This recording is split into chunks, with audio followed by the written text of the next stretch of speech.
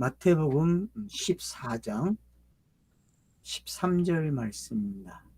마태복음 14장 13절.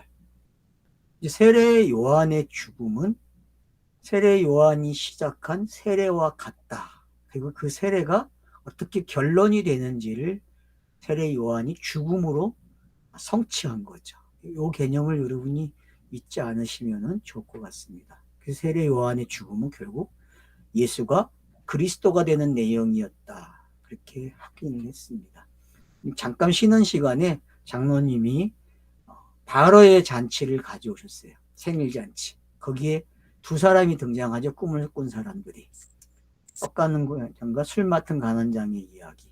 거기에 산자와 죽은 자의 이야기가 여러분들이 같이 갖다 놓고 보셔도 좋을 것 같습니다. 자, 13절부터 시작되고 있는 배를 타고 떠나요. 그러니까 여러분 지금 계속 이동이 되고 있다는 걸 좀 아시면 좋을 것 같아요. 근데 가는 곳 장소가 다 뭐로 가지고 계시라고 했죠? 힌트가? 성전 잊지 마세요. 예수가 도착하는 곳은 다 뭐다? 성전이다. 꼭 잊지 마세요. 성전. 성경 읽기에서 놓치지 말아야 되는 거. 모든 장소, 배경은 다 어디다?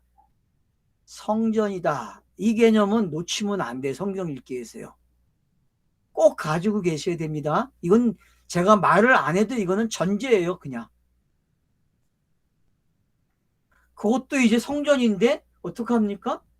왔다 갔다 해. 배를 타고. 갈릴리 호수를 놓고 왔다 갔다 하는 배경이에요. 여러분 산상수훈을 강의하고 나고도 배를 타고 왔다 갔다 하는 거 봤어요. 그죠? 그리고 그게 뭔지 알아야 되고 제자들을 이야기하고서도 배를 타고 왔다 갔다 했다는 걸 알고 계셔야 돼요. 그래서 제가 지도를 놓고 보라고 항상 그러죠. 요거에 동쪽에서 온 건지 서쪽으로 간 건지 이런 배경을 여러분들이 알고 있어야 이게 히브리구나. 알겠죠? 여러분 배를 타고 옮기면 히브리가 일어난 거예요. 강을 건너가는 이야기가. 알겠죠? 예? 그러니까 예수는 배를 탔다 하는 순간 여러분은 아셔야 돼. 뭐가 나와야 돼? 어떤 단어가? 히브리. 히브리 개념이 나와야 돼. 강을 건너간 자. 그러면은 홍해바다를 건너고 요단강을 건너가는 이야기. 세례 요한의 죽음도 강을 건너가는 이야기였잖아요. 그죠? 맞죠? 세례 요한의 죽음은 강을 건너간 이야기였어요. 그래서 여기서도 배를 타고 지나가요, 여러분. 그리고 빈들에 도착해요, 빈들. 그럼 빈들이 어디겠어요? 구약의 성전이라니까요. 구약의 성전. 예레미야의 성전 설교 여러분 기억하십니까? 예레미야의 성전 설교가 얼마나 길게 나오는지.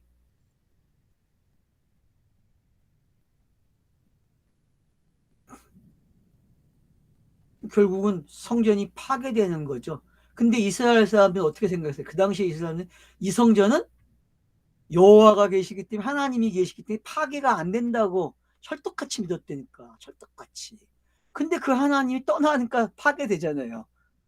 그걸 몰랐다니까. 떠나는 게 뭔지. 여러분 떠나는 게 옛 하나님이 떠나야 새로운 하나님이 등장하죠. 안 그래요?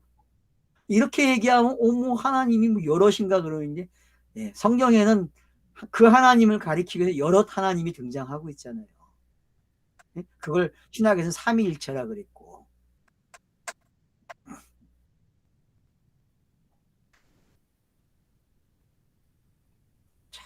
그래서 빈들에 들어가시니 무리가 듣고 여러 골로부터 걸어 따라갔다 그래요. 그러니까 군중들 그리고 이 군중들은 뭐예요? 기록된 말들이죠. 말들이 따라가요. 왜? 그 말이 성취가 돼야 되는 걸 봐야 되기 때문에 따라다니는 거예요. 성경에서의 군중은요, 다 성경의 말, 구약의 말이 쫓아가는 거예요. 아주 그냥 군덕지 마냥 달라붙어가지고 쫓아다닌다니까요. 이런 강령을 여러분이 읽어낼 수 있으면 책을 잘 읽는 사람이 되는 거예요. 책을 잘 읽는 사람.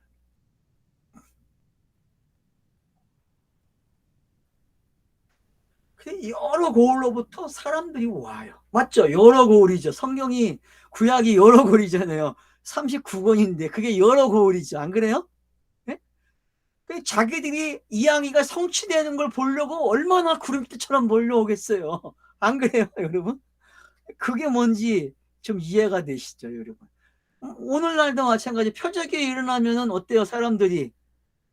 구름대처럼 몰려오잖아요. 그래서 이날 그냥 꽉 차가지고 밖에까지 그냥 서 있는 사람들의 시대가 있었잖아요, 우리나라에도. 그런 게 뭔지 여러분이 아시게 되면은 성경 읽기가 좀 쉬워져요, 여러분. 자, 큰 무리를 보고 불쌍히 여겨요, 여러분. 왜요? 예수를 따라오니까 이것들이 먹을 게 없어. 금식이 시작됐어. 여러분, 이게 금식이 시작된 걸로 보입니까요?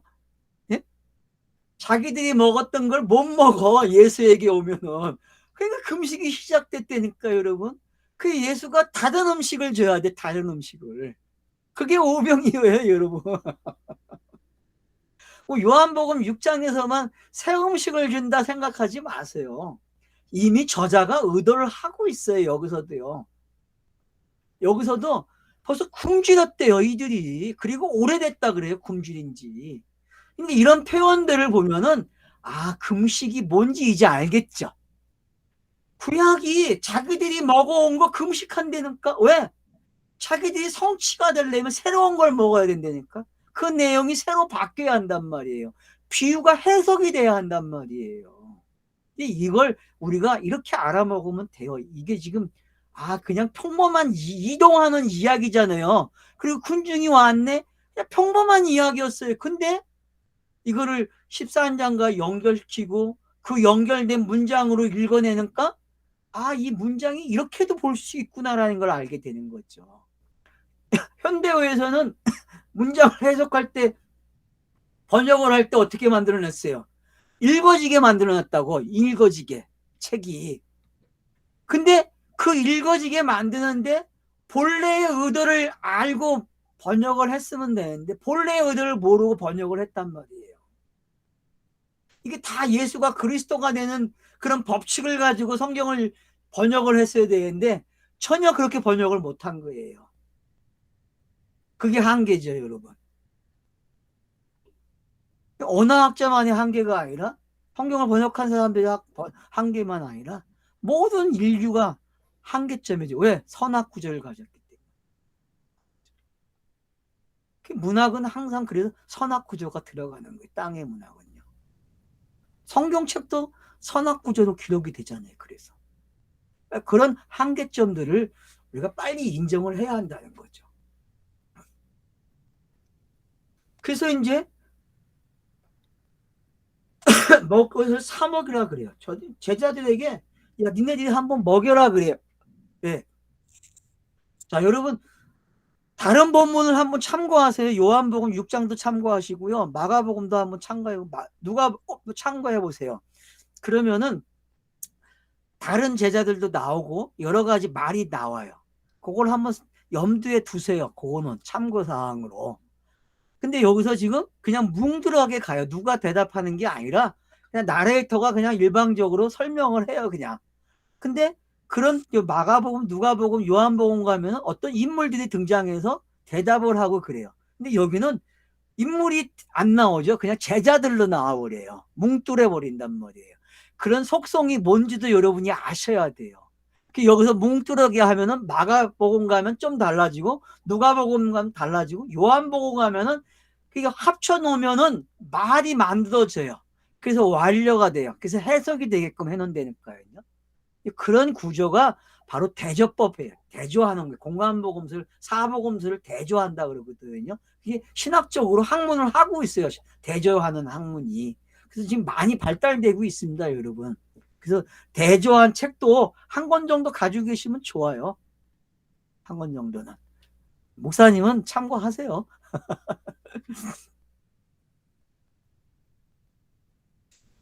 자, 그래서 이제 보세요.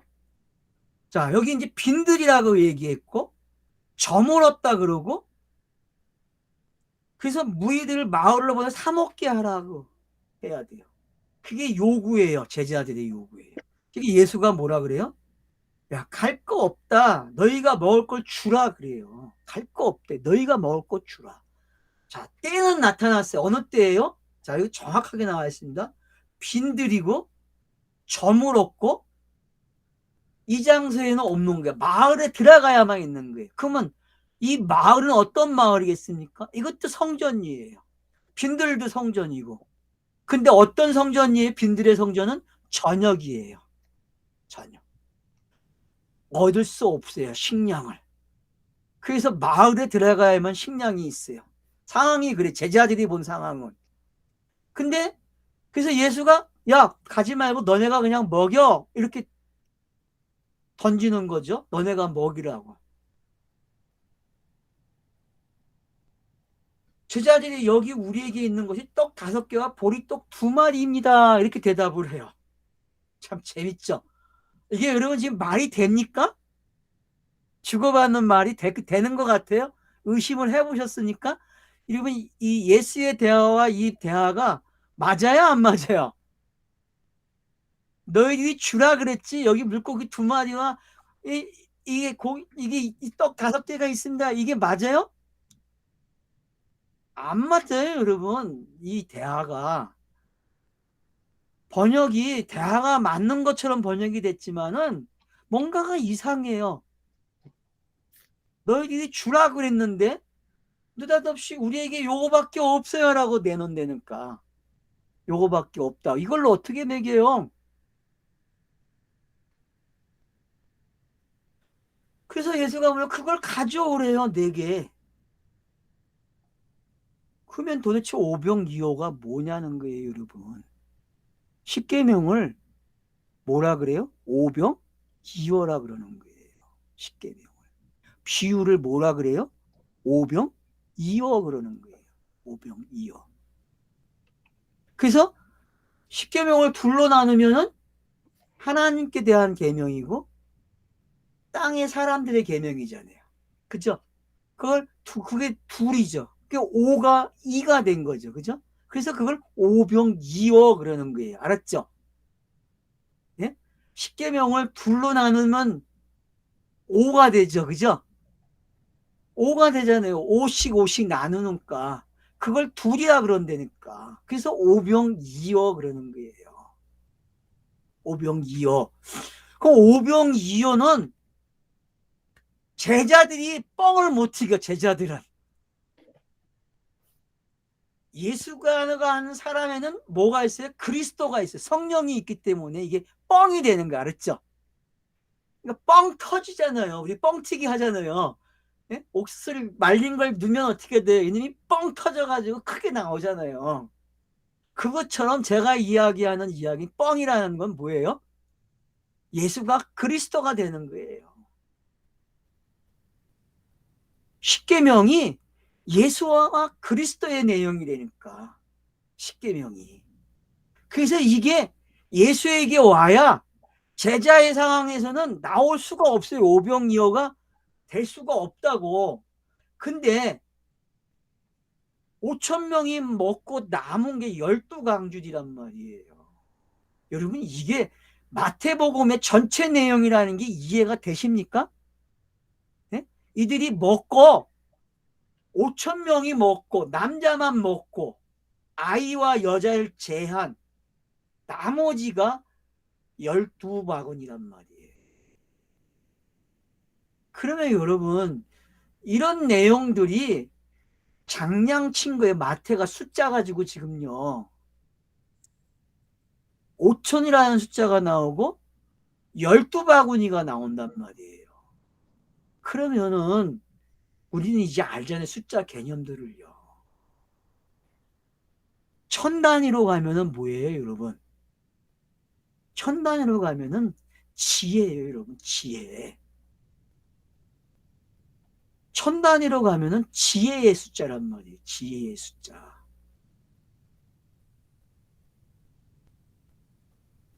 그러니까 5천이 왔다는 거는요. 5가 깨달아진 사람이에요. 5가. 오병이어가 깨달아진 사람. 예수가 그리스도가 된 걸 먹는 거예요, 이들이요. 이들이 먹어요. 금식을 하고 새 음식을 먹는다니까요. 근데 그 새 음식이 어디서 나왔어요? 십계명에서 나왔다고. 구약을 요약한, 계명을 요약한, 율법을 요약한 O와 E가 그 일을 해냈다니까요. 그러니까 예수 안에 있는 O와 E가 그리스도로 나오면은 5천 명이 먹고 12바구니가 남아요. 왜 남습니까? 12바구니가? 그게 사도라는 거예요. 사도. 알겠죠? 예수가 뻥을 튀기면은 5천 명이 먹고 남아요. 그리고 어떻게 돼요? 사도들이 열린다고. 제자가 사도가 됐다 그러는 거예요. 남은 거를 가지고. 그래서 이 12바구니가 사도행전에서 일을 하는 거예요. 어떤 일을 해요? 오병이어의 이야기를 하는 거예요. 그걸 복음을 선포한다 그러는 거예요, 여러분. 복음을 선포한다.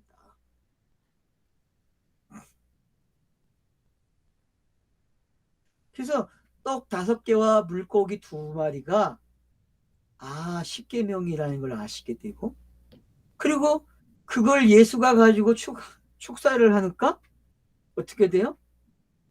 그것도 안 치는 거 보세요, 여러분. 구역별로 안 친다고 이렇게. 이 안 치는 게 뭐예요, 여러분? 예?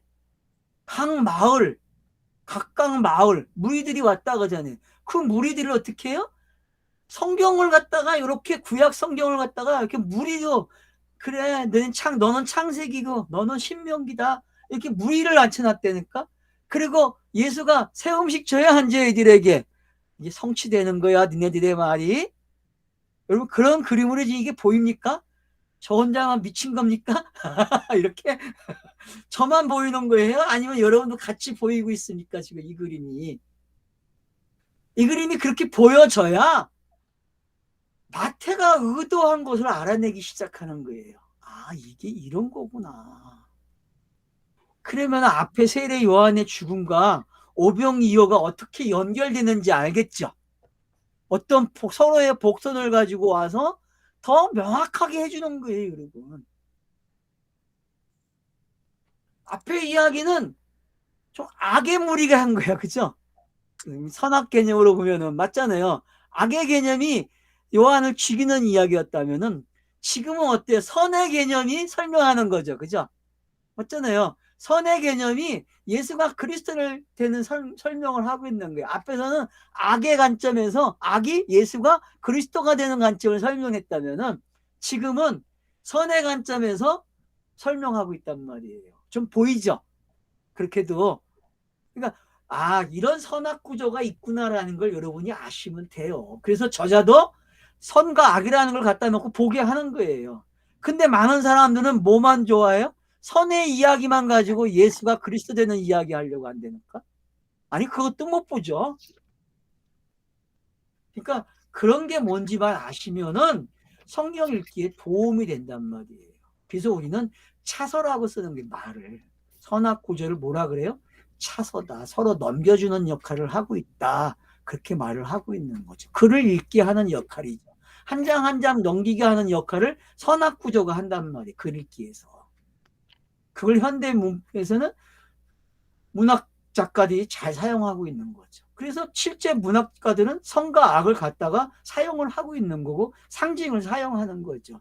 그래서 상징과 선악 구조는 비유 안에 다 들어있는 거예요, 여러분. 비유 안에. 그래서 비유를 해석했다는 이야기는 선악 구조의 시대, 상징의 시대가 끝나는 걸 가르쳐 주는 거죠. 그게 종말이죠, 성경이 말하는. 그래서 성경이 내 마음의 신비의 기록이 되는 거예요. 이렇게 여러분들이 모아서 설명할 수 있으면은 성경을 잘 읽은 거예요.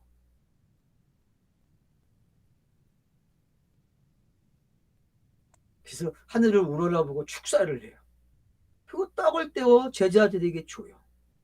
자, 떡을 떼어서 제자들에게 주니까 제자들이 가서 어떻게 합니까? 그 떡을 주면은 떡이 계속 생겨. 이게 한 번에 생긴 겁니까? 뛸 때 생기는 겁니까? 이거 가지고 싸우더라고. 아니, 미친 것들. 할 게 없으니까 그거 따져서 그 싸운다고 지네끼리. 알이 먼저냐 닭이 먼저냐는 식으로 싸운다니까. 여러분, 그런데 시간 쓰지 마세요. 그런데 관심 가질 필요가 없어요. 이건 지금 어떤 차선을 이야기하는 거예요. 결국 예수도 그렇고 제자도 그렇고 똑같이 뭐가 돼야 된다고 했어요? 같이 사도가 돼야 된다고 했잖아요. 같이. 그 가정을 지금 복습시킨다니까? 계속 학습시킨다니까? 예수 자신도 학습을 하고 있고, 학습이라는 말이 연변말인데 자꾸 내가 쓰고 있어요. 이해가 되죠? 그래도 네? 제가 연변에 있다 와가지고 연변말을 자꾸 쓰고 있네. 학습한다 그러거든요. 거기는 모여서 공부하는 걸 학습한다 그래요. 그 옛날에 세례받기 전에 학습이 있었죠. 옛날에는 네. 학습이라는 말을 썼다고. 근데 요즘엔 학습이라는 말이 사라졌어요, 한국에서. 근데 중국에 가면 조선족 마을에서는 학습이라는 말을 써요. 북한 사람들도 쓰고 있고 학습이라는 말을. 내가 내 말을 들으면서 내가 왜 자꾸 그 말을 쓰지? 네. 그러니까 이제 뭔지 알겠죠? 그 다 배불리 먹어요, 이들이. 이 말은 뭐예요? 구약이 완료되는 거예요. 구약의 요구가 채워지는 거죠. 이걸 우리가 11장 표현으로 하면 뭐예요? 수고하고 무거운 짐 졌다 이렇게 표현할 수 있는 거예요. 이거를 문학적으로 표현하면 알겠죠? 예? 예수가 이걸 수고하고 무거운 짐 졌다까지 가야 돼, 여러분이. 이렇게 줄을 거줄 수 있어야 돼요. 왜? 배불리 먹었으니까. 배불리. 서로가 배불리 먹었다니까? 근데 이게 헌떡인지 새떡인지는 여러분이 결정하면 돼. 그건 여러분의 신앙 상태에 따라서 어떤 사람은 금식하고 새떡을 먹을 수도 있고, 금식을 했는데 여전히 헌떡을 먹을 수도 있으니까, 옛날 떡을. 그러니까 여러분이 새떡 먹고 싶으면 새떡으로 받아들이면 되고, 헌떡 먹고 싶으면 헌떡으로 받으세요. 상관없어요. 그래서 현재 나에게 이게 새떡으로 들려야 돼요. 나에게. 그리고 내가 누군가에게 메신저가 돼서 복음을 전하면은 그게 또 새떡으로 들려야 된다니까요. 새떡으로. 제가 강의를 잘해서 새떡이 됐으면 좋겠어. 여러분, 새떡으로 들리니까 이게 지금? 이게 선택 준 거 아니에요? 그래서 이제 가득 차게 걷어들여요. 얼마나 풍부합니까? 그러니까 12바구니를 모았다 그랬고 먹은 사람이 여자와 어린이 외에 5천 명이었더라. 여러분, 왜 여자와 어린이 뺄까요? 자, 질문. 뭐 교회가 대답하지 마세요. 네? 뭐그 당시에는 여자를 사람으로 취급 안 했다고 하는 개념 여러분 버리세요. 성경이 그걸 어떻게 사용했는지를 알아야 돼요. 성경. 여자만 있으면 사람이 아니죠. 그렇죠? 여자만 있으면 사람이 아니에요. 씨를 가진 자만이 사람이란 말이에요. 씨를 가진 자만. 그 남자라는 표현은 씨를 가졌어요. 그래서 남자가 여자에게 주면은 그 여자가 누가 돼요? 엄마가 되는 거잖아요. 그러니까 엄마가 된 사람은 사람 취급을 받아요. 성경에서. 그래서 가부도 사람 취급을 받고 권사도 사람 취급을 받는 거예요. 여자들 중에서. 알겠습니까? 왜? 그들은 씨를 가진 자기 때문에. 그러니까 디모데 전서에서 나오는 그 가부의 개념이나 그 권사의 개념, 그런 것들은, 늙은 자라고 표현한 그것들은 전부 뭐예요? 씨를 가진 자란 말이에요. 씨를 가진 자. 장로와 같은 말이란 말이에요. 집사와 같은 말이고. 그러니까 여기서 이 어린아이와 여자는 뭐가 없는 거예요? 씨가 없다. 다시 말하면 민수기로 가면 20세 이하야. 알았죠? 20세 이하. 계수함을 받지 못한 물이란 말이에요. 이 여자와 아이는. 알겠죠? 예? 근데 또 어느 성경이 이제 뒤로 가면 18장 가면 어린아이와 같지 않으면 천국에 못 들어간다 한다고. 그건 또 이게 뭐야? 그럴 거야. 그건 그때 가서 해결하고 여기서는 일단 그렇게 그냥 이해를 하고 가잔 말이에요. 여기서는 일단은 그냥 그 방식대로 이해를 하세요. 거기는 이제 그 방식대로 또 해결을 할 테니까. 자, 그래서 여자와 어린아이의 외에 5천 명이었다. 넉넉하다는 걸 보여주고 있는 거죠. 여러분, 천이라는 거는 제가 이제 지혜의 숫자라고. 5천 그러면요, 땅에서 이루어온 숫자예요. 땅의 숫자라고, 5는. 근데 그게 천을 가지고 있어요. 땅의 지혜, 땅에서 가지고 있는 지혜를 5천이라고 표현했다니까. 이 이야기를 알면은 요한복음에서 나를 먹으라는 데까지 갈 수 있는 게 알았죠? 이 이야기를 알면은 나를 먹으라는 데까지 안 되니까요. 나를 먹어. 이 말이 오병이어와 오천이라는 단어 속에 남아 있는 거예요. 그래서 그거를 요한복음에서 풀어주는 거예요. 나를 먹는 거야. 그래서 예수가 자기가 흘리는 피가 뭐고 육신이 뭔지를 설명하잖아요. 그래서 이거 먹으라고 주니까 어떻게 인육을 먹냐고 하는 사람들도 있잖아요. 천주교는 그걸 가져와서 이제 합체서이라 그러고 뭐 다 달라요. 주장하는 게 그런 거 아니에요. 그런 거 아니에요. 그래서 어떤 건지 이제 알겠죠. 그래서 5천 명이 먹었다 하면서 12바구니가 남았다. 이 이야기는 앞으로 이야기가 더 있다라는 것도 알아야 돼. 알았죠? 예? 남았다는 거는 소진돼야 되는데 남으면 안 되거든요. 아직 이야기가 마태복음 안에 있다는 거야. 알았죠? 그래서 이 이야기를 가지고 칠병이어 때 또 쓴다니까 그들이 멍청해져 가지고 떡 안 가져온 것 때문에 혼나잖아요. 안 그래요? 그게 이제 마가복음과 이 마태복음에서 아주 재미나게 풀어놨다고 그 부분을 여러분들이 참고하시면 돼요. 그게 이제 뭔지 그건 뒤에서 이제 확인하시면 되고요. 그래서 오병이어가 12바구니가 남아있는 게 어떤 건지 아시게 되면은 아직 마태복음이 끝이 아니구나. 더 있구나라는 걸 알게. 그러니까 여기서 잘 이해가 안 돼도 칠병 이어가면 또 근데 여러분 하나 아셔야 될 게 오병이어는 유대 땅에서 일어난 거고요. 칠병이어는 이방인 땅에서 일어났다는 거 꼭 구분하고 계셔야 돼. 알았죠? 그래서 성경이 양쪽에서 같이 꼭 일으켜요. 배를 타고 왔다 갔다 하면서. 무슨 얘기인지 알겠죠? 그러니까 요거 여러분 꼭 기억하고 계셔야 돼요. 예수의 갈릴리 호수를 두고 왔다 갔다 하는 게 하나는 유대인이라고 하는 무리 속에서 취급을 받는 개대에 사는 모습, 갈릴리 출신들이 모여 사는 곳이고 또 한 곳은 이방인이라고 아예 정제된 곳이고 그런 양쪽에서 하다가 가끔 명절 때 예루살렘에 올라갔다 오는 거예요. 그게 성경이 기록되는 장소란 말이에요. 이 세 군데가. 알겠죠? 크게 그렇게 여러분이 알고 있어야 되고 그래서 여기서 일어난 거와 여기서 일어난 거를 좀 도표를 가지고 구분을 해 놓으세요. 알겠죠? 그래서 꼭 8장, 9장에서도 보면은 도표를 그려야 돼. 양쪽에서 일어났기 때문에. 그리고 11장, 12장도 도표를 그려야 돼. 양쪽에서 일어났기 때문에. 마찬가지죠. 여기도 지금 14, 15, 16, 17장도 양쪽에서 오고 가면서 일어나거든요. 근데 더 길어, 이게. 그러니까 왜 점점 길어지는지도 생각하셔야 돼요. 설교보다 더 길게 나오는지.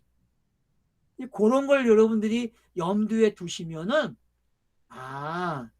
꼭 설교, 이게 선상순, 이런 데만 강조가 있는 게 아니라, 모둠을 먹어야 된다는 게 뭔지 알게 되는 게, 그쵸? 하나만 먹으면은 영양실조 걸린다니까, 여러분. 모둠을 먹어야 영양실조를 안 걸려요. 골고루 먹어요, 골고루. 알겠죠? 저는 지금 여러분들에게 골고루 먹으라는 거예요, 골고루.